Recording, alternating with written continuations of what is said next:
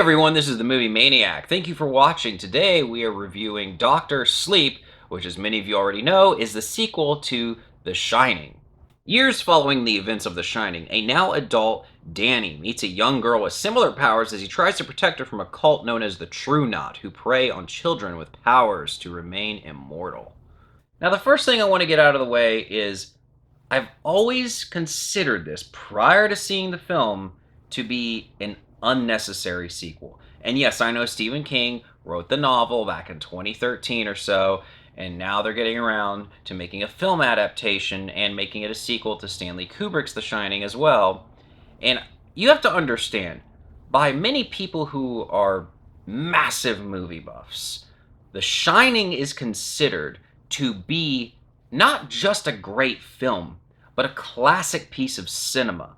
I don't think you need to make a sequel to a movie like that. That's just where I stand. I know many people disagree. That's fine. We can all respect each other's opinions. But on this one, I've always felt like a sequel to The Shining is just such a wild stretch. Now, with that being said, I went into this with an open mind. I just wanted something that was somewhat worthy and maybe took me by surprise. And now we're going to figure out if it met my expectations.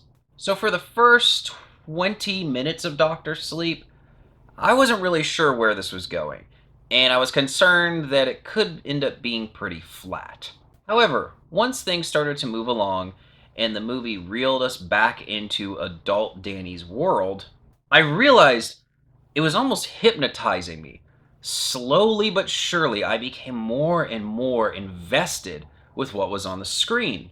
And there was a point in time where I started to think, damn, this is really good. There's a group of these vampire-like creatures called the True Knot, and there were many times where it reminded me a lot of the 80s film Near Dark, directed by Catherine Bigelow, which I'm a fan of, obviously wearing the shirt for it as well. A lot of their stuff was at times actually pretty creepy and intriguing. I almost think that you could have had your own film just with them, removed from the Shining plot, and if they didn't try so hard to tie it into The Shining and just let it be its own movie, it would have actually been pretty damn good. Getting back to what I was saying earlier, Danny's return is fascinating. And where they took his character and what they did with his character, for me, was more interesting than probably anything else in the entire film. Now, I want to mention something, and almost as a bit of a warning. This is not something I typically do in my reviews, but there is a brutal murder sequence in Doctor Sleep. I don't think people, unless maybe they read the book, are expecting this. So if you're an audience member who's a little bit more affected by this type of on-screen violence, I would maybe either leave the theater for a few minutes, and which I normally would never recommend, but I'm just trying to do you a solid here, okay? If you're really bothered by this kind of thing, and kind of come back, you really just could feel it in the air when this was all going on. And it's not just violence for the sake of violence. This actually has a purpose. It completely shifts the direction of everything in this film. So it's warranted. We need to talk about what's undoubtedly going to be the most polarizing topic of any conversation you're going to have with someone who's seen Doctor Sleep. And that is fan service.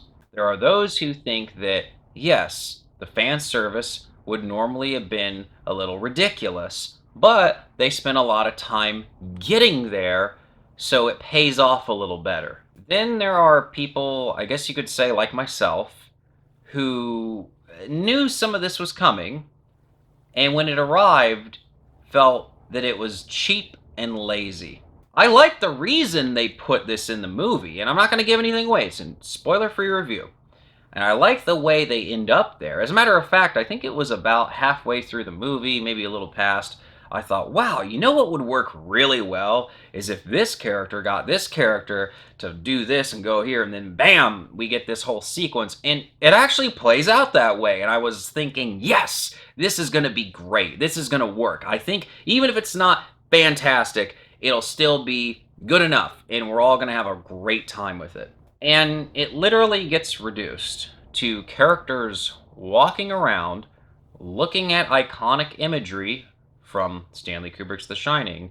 And there's even one scene where one of the characters walks down a hall, looks to their right into a room, sees something that we would all recognize, again, no spoilers, and is like, huh, hmm, huh, all right, and just walks off. So we're literally walking through fan service, and it was just so unnecessary. I'm not going to say I hated the last 30 minutes of this movie that were literally just a giant shot injected of fan service. Not going to say I hated it, but compared to the previous 2 hours, because it's a 2.5 hour movie, it just felt like it all was an afterthought. It just seemed like we have to throw this in there. And again, I know it's based off Stephen King's novel. I get it. But I can still have this view as a moviegoer. And there were little things about it that I liked, but this just felt like it ran out of steam. And yes, I understand the way it's introduced makes sense with the plot, and I like that. It's how it was executed that I have a problem with. It was awesome. You just don't understand Stephen King. Okay. Going back to the 80% of this movie that works so well, there's a scene where, to be as vague as possible, no spoilers, we'll just make it simple and say the good guys get together to take on the bad guys at one point. This is a running thing, you know it's coming. It's going to happen in 1 or 2 or 3 encounters, you'll see. And the way they do it in this one sequence, I loved it because it was exactly what I would suggest as an audience member if we didn't get that scene. Well, why don't they just go get this and this and meet them there and then have this happen? And they do it. And that doesn't mean things unfold the way you expect. And it doesn't mean otherwise. It was a great little moment. And I really appreciate that they took that angle on it. If I'm being too vague and you have seen Dr. Sleep and you want to know what the hell I'm talking about, I'll just say it takes place in the woods. I'll leave it at that. Guys, I'm going to give Dr. Sleep a 7 out of 10, and I don't want to throw out this entire movie just because I didn't like the final stretch. 2.5 hours, that last half hour wasn't that great. I still think that what they got right was just really good.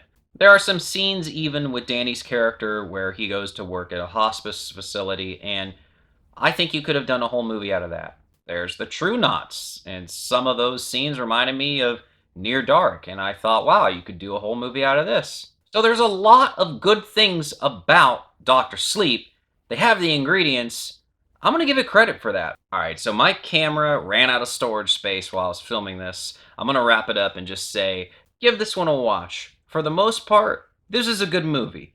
And if you're really bothered by violence and you still want to see it, just walk out of that one brutal murder scene. Trust me, you'll know when it's happening, and then come back.